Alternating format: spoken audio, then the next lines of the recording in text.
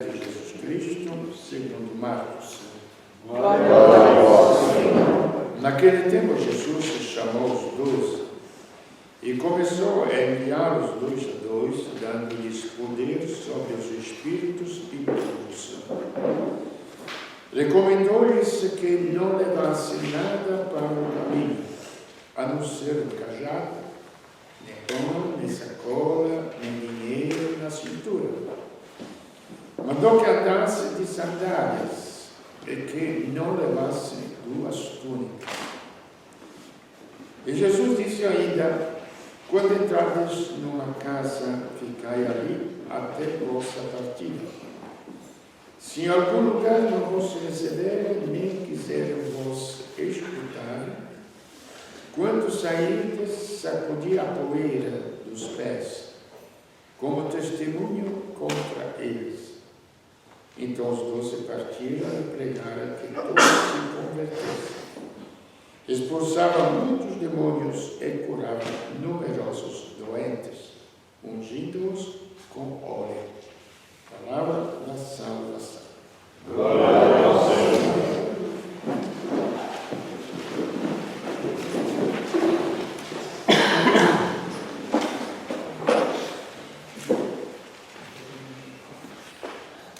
Quando a gente fala da fé cristã, é uma visão cristã que Deus nos revela sobre a vida. Aí você pode aceitar ou não aceitar. Você pode ir para os Estados Unidos ou outros países, porque lá você ganha dinheiro. O sonho americano, ficar ricos. Tudo bem, é uma fé para a qual você gasta uma vida. Mas não adianta você frequentar uma igreja cristã, depois gastando a vida para estas coisas que não são cristãs. E a gente fala um monte de besteira hoje, está vendo? O Papa condenou o capitalismo. Ah, será que ele é socialista? Ainda bem que devia ter um bom senso, um comentador lá, disse: não, é que o cristianismo, a fé cristã, trata do espírito, da alma. E para a alma não precisa matéria. Então o capitalismo que coloca o dinheiro como resposta a todos os seus anseios está errado. Mas para isso é preciso ser socialista. Então nós já vamos pelas nossas mentalidades. Ouvi outra frase ontem à noite comentando sobre a dor.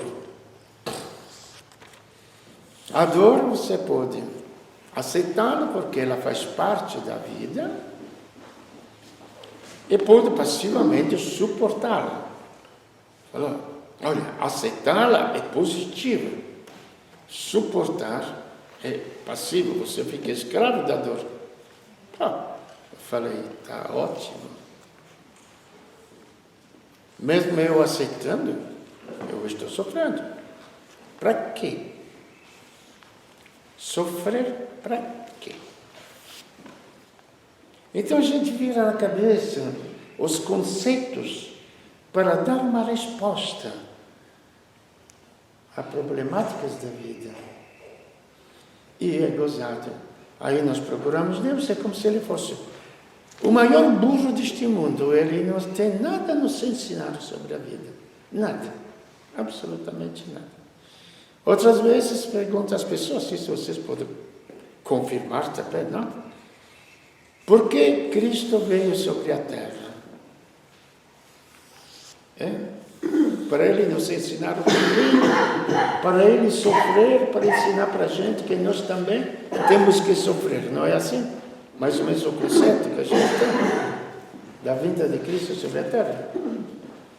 Porque como Ele padeceu, também eu tenho que padecer, então eu não posso levar uma vida melhor, não é? É ou não é? Estou errado? Por que não perguntar a Cristo por que Ele veio sobre a terra? Que a gente joga conceitos, ideias grandiosos de psicologia, de psiquiatria, de antropologia, de conhecimento humano, jogamos para lá. E não perguntamos para ele, já que admitimos que ele existe. Vamos perguntar para ele. E o que ele responde? Eu vim, finalidade, porque o Verbo de Deus se fez criaturas humanas. Eu vim para que tenha vida. E a tenha em abundância. Esta é a finalidade dele, não veio para sofrer. Onde que está escrito? Pelo menos o que eu leio no Evangelho, não é a ideia do Frei Vitório isso aqui, gente. Está escrito lá no Evangelho. Finalidade pela qual o Deus se fez criaturas humanas. Eu vim para que tenha vida. Agora, se trata de entender bem o que é esta vida. Até nas igrejas, antigamente, não?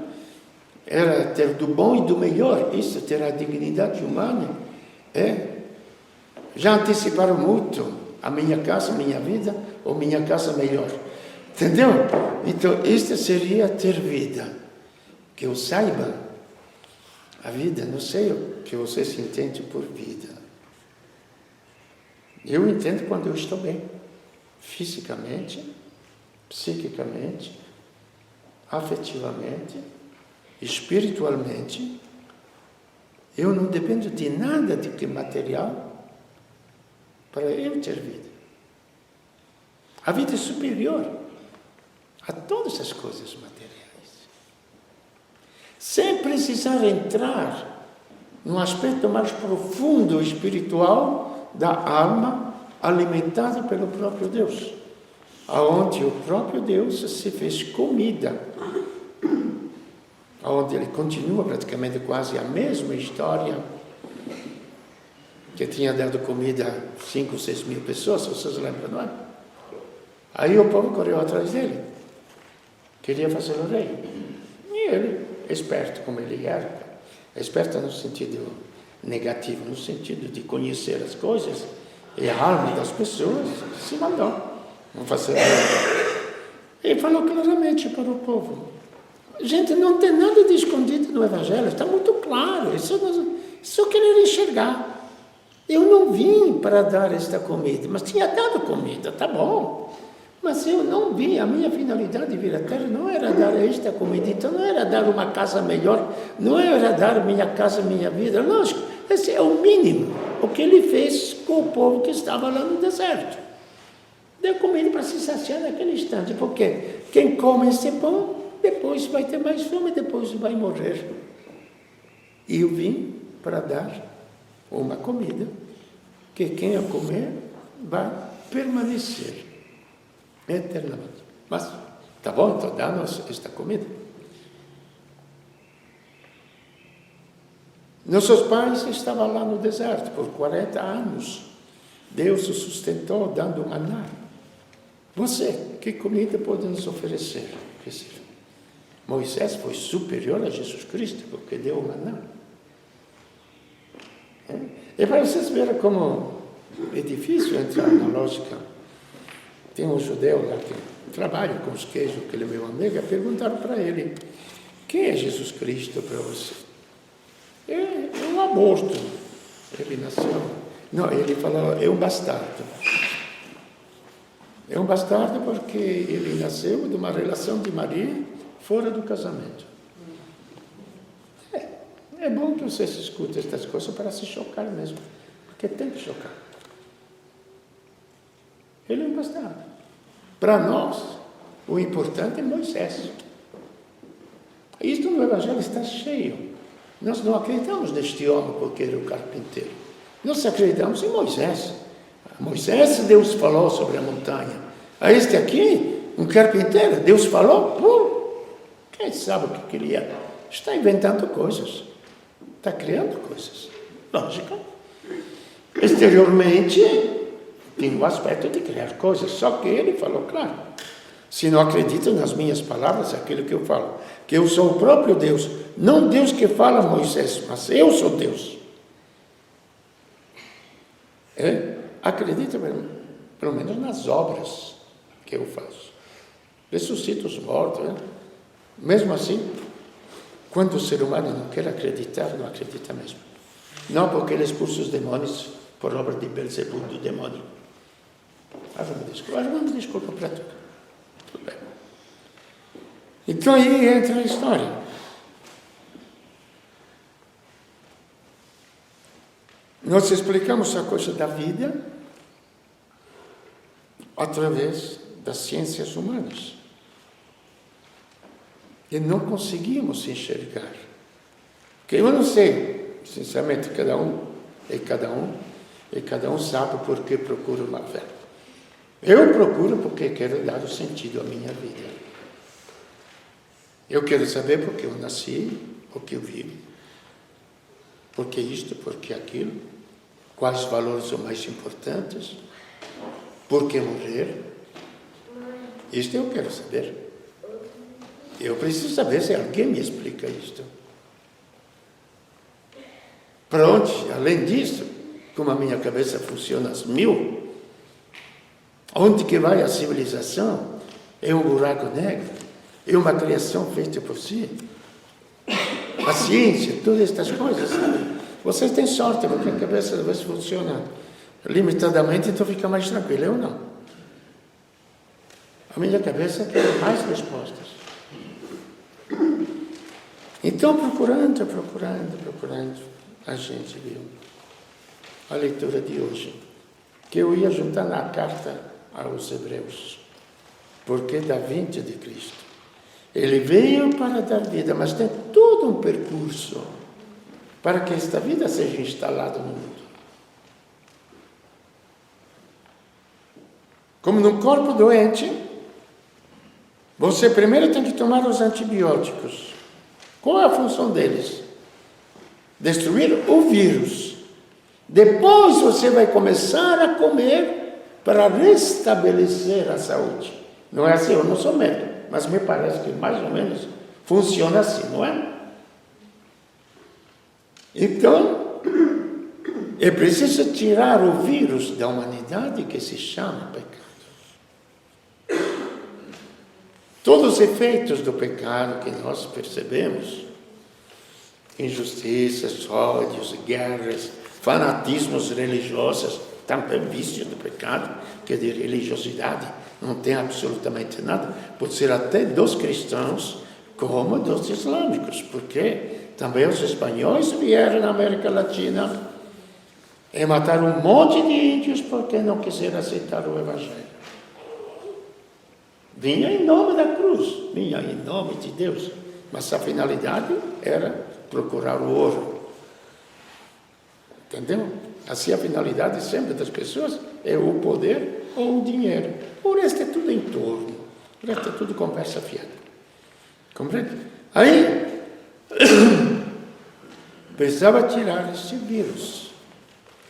E, antigamente, para tirar os pecados do mundo, se fazia oferta, como ainda hoje em muitas religiões. Tinha até ofertas humanas. Os próprios índios, os incas, as cecas, eles tinham sacrifícios humanos de meninas virgens, 12, 13 anos, sacrificados para se propiciar aos deuses. Entende?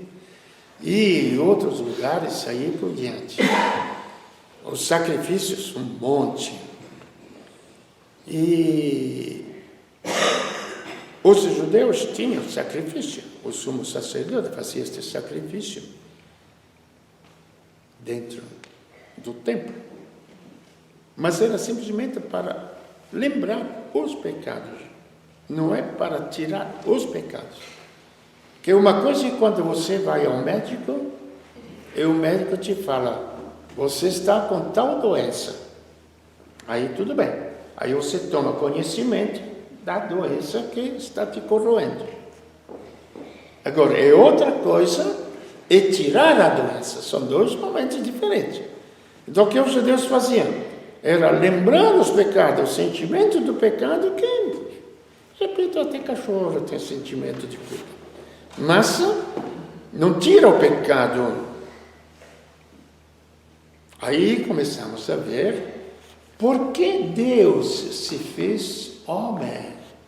Ele precisava de um corpo, de uma oferta, que tirasse estas ofertas que os povos fazem, de meninas, virgens, ou outros tipos. Então ele fala, sacrifícios e holocaustos tu não quiseste, tu me deste um corpo.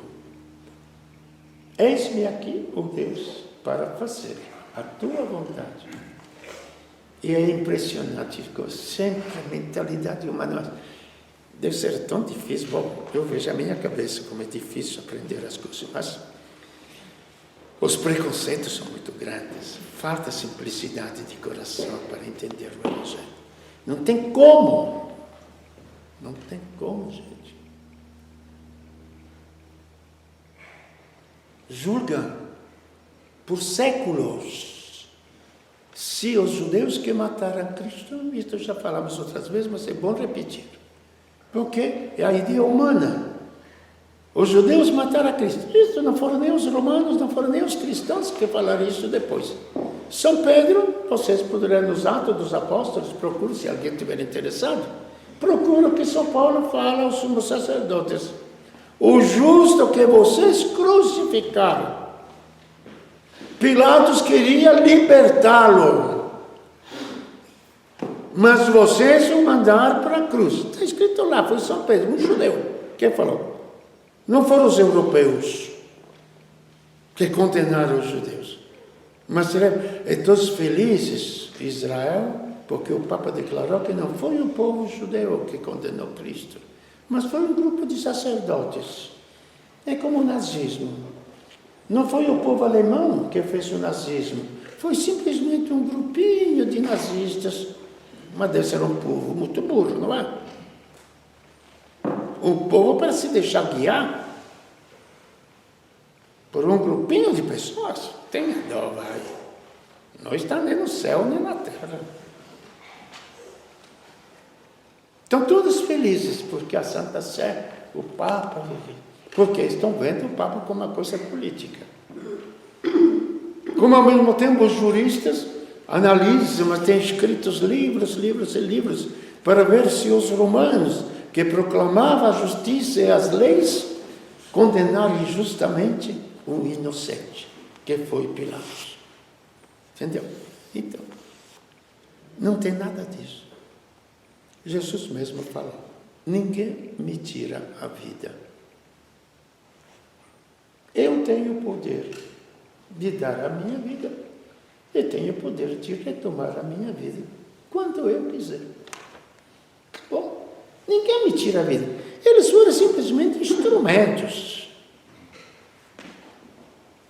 Instrumentos, não foram eles que condenaram Cristo. Foi uma oferta livre. Mas por quê? Aqui vem o ponto principal de hoje que nós vamos desenvolver nos outros domingos. O que é civilização? Nunca se perguntaram. Não? É ter casa bonita? É ter tudo automático? É ter um piscar agora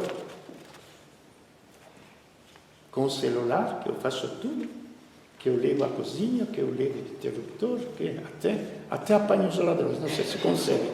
Seria bom se conseguisse apanhar os ladrões com o celular. Entendeu? Mas tudo. Gente, e atrás disso vai inteligências e mentes de humanos que vão atrás disso, pensando que isto é civilização. É não. O mundo tem uma finalidade, tem uma meta. Individual, pessoal, cada um de nós é social.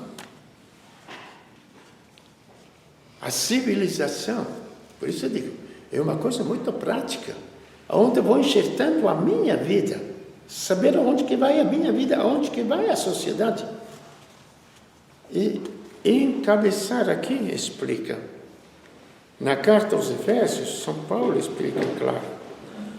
O segredo escondido nos tempos Ele nos fez conhecer o mistério da sua vontade, o desígnio benevolente que de antemão determinou em si mesmo para levar à plenitude o tempo. Levar à plenitude o tempo. Não entenderam nada, porque o português é tão estranho, não é? Mas é tão simples. É tão simples. Em Deus está um projeto. Um arquiteto que faz uma casa, ou um artista que pinta um quadro, ou que faz uma estátua. Está na cabeça do artista. Me deixe ver. Não me amole porque estou fazendo a estátua. Você não vai ver nada. Não, mas eu quero a estátua. Não vai ver a estátua. Vai, por favor, se mande. Quando estiver completa, eu vou mostrar para você. Então a ideia, esse é o mistério escondido nos tempos, na mente de Deus. Criar a civilização. Ele não parou no tempo, Deus. Ele não veio lá simplesmente para nos julgar ou para nos condenar. Ele veio para nos salvar. É diferente o conceito. Isto, mais uma vez, foi Jesus Cristo que falou. Eu não vim para julgar o mundo. Eu vim para salvar o mundo. Aonde colocou aquela frase, eu vim para que tenham vida e a tenham em abundância. Então, o mistério escondido nos tempos que disseram que todo o povo de Israel, que todos os povos antigos que procuravam, que tem muita literatura, pelo amor de Deus, procurando o segredo da vida, nisso a gente tem que ser muito aberta a todos os povos, a todas as pessoas que procuram, são muito sinceros. Só que aqueles coitadinhos não alcançaram. Então, este segredo de Deus, qual é? Encabeçar, vamos falar esta palavra. Encabeçar todas as coisas em Cristo. O universo inteiro, também a criação material, as pessoas todas serão encabeçados em Cristo. Demorou para eu entender isso, gente, mas ganhei quase o céu quando entendi. O que quer dizer encabeçar? Nós já temos tratado isso. O que quer dizer? Que dá para entender? O que é a cabeça para o corpo? A direção toda do corpo é a mente. Quer dizer, a mente que espalha toda a harmonia no meu corpo. Se eu tiver um AVC, se eu tiver um derrame, o meu corpo, eu falo às vezes, a pessoa fica assustada. Gente, a matéria é burra. Mas como? É burra porque ela não pensa. Ela não fala, é burra. Com respeito aos animais burros. Mas entendeu? No sentido nosso de conceito. A matéria é burra. Não tem pensamento. E nós damos tanto valor à matéria para ela responder aos nossos desejos de felicidade, que é um desejo espiritual, para responder às nossas perguntas intelectuais. Então temos que procurar algo mais que seja a matéria. A matéria é uma parte, mas ela não tem inteligência. Então o ser humano, ele encabeça tudo. Os braços, os dedos, o movimento do corpo, tudo através da mente. Se por um acaso o AVC tem o que tem que fazer? Uma cirurgia para que a circulação no cérebro possa funcionar novamente a inteligência. Aí retoma, com exercício, tudo bem, retoma os movimentos do corpo. Então isto é encabeçar em Cristo. Ele vai ser o pensamento difundido em toda a humanidade, em cada ser humano. Por quê? Nele, em Cristo, aí o porquê eu nasci. Em Cristo, Ele nos predestinou, não em nós mesmos. Não em nós mesmos. Em Cristo nos predestinou para sermos santos. Então, quando, veja que aí não precisa absolutamente nada. Por quê? Porque é Ele que vai derramar o seu Espírito, a sua inteligência, a sua sabedoria, a sua onipotência em cada um de nós. Aí entra diretamente o sentido e o porquê da nossa existência. Em Cristo se encontra o porquê do viver, do nascer, o porquê do viver, o porquê do sofrer, porque não é a aceitação do sofrimento. Sofrimento é a cruz de Cristo. Como já outras vezes falei, depois que fiz as cirurgias, entendi aquela frase da Bíblia que fala assim: eu faço a ferida e eu a curo. Como eu sou sempre bocudo assim, sempre falar para Deus, é gozada, tá? Você faz a ferida e depois a cura. Por que faz a ferida? Não precisa. Mas precisou a gente fazer uma cirurgia, 2, 3, 4, 5, para entender por que o médico faz a ferida. Para te salvar. Então a dor em Cristo, os vazios em Cristo, as angústias em Cristo, a cruz em Cristo tem sentido. Para ir além daquilo que nós somos. Este é o sentido cristão da dor. Não a simples aceitação, porque a dor será sempre dor.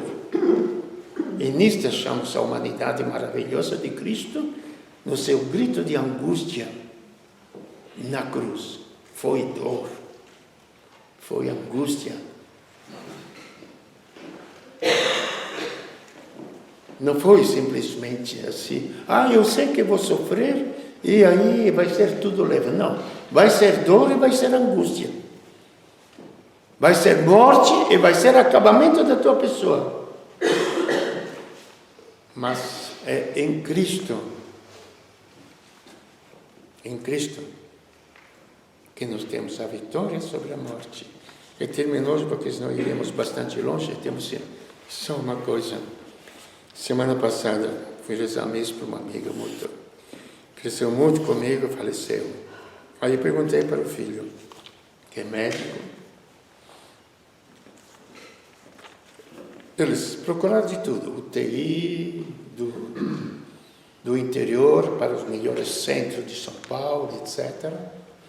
Falei, veja bem, vocês fizeram de tudo, justo, para sua mãe. Mesmo assim, ela entrou viva numa UTI e saiu morta. Agora, se por acaso tiver um hospital onde a gente entra morto e sai vivo, o que vocês acham que teria procura por esse hospital? O que vocês acham? Teria procura para esse hospital? Entra morto, sai vivo. Não somente vivo, mas renovado. É o sepulcro de Cristo.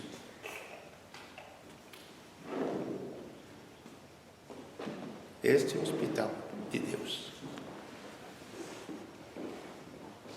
Veja, gente, como vocês podem ser frei, mas isso parece uma poesia, tudo bem. Pega como quiser. Eu prefiro acreditar que existe isso. Se quisermos acreditar que existem outras coisas, cada um é livre de procurar. Cada um é livre de falar que descansou, não é, Luciano? Quem morre, descansou, tudo bem. Eu prefiro crer que onde a morte, renasce a vida. Por obra de Deus. Porque é Ele que conduz a história. Então, todas estas partes totalmente negativas, que vocês podem ver que nenhuma psicologia, nenhuma ciência humana nos revela isto. É somente Deus que nos revela, e nos revela de uma maneira muito real, muito prática, experimentada na pessoa do seu próprio filho. Ele não fala lá do alto, não. Ele veio viver a sua história aqui e realizou estas obras aqui, para não passar por mentiroso. Ele testemunhou aquilo que ele falava. Então, esse é encabeçar em Deus a finalidade da sociedade, a finalidade do universo, a finalidade dos homens e aí por diante. Depois veremos outras coisas também.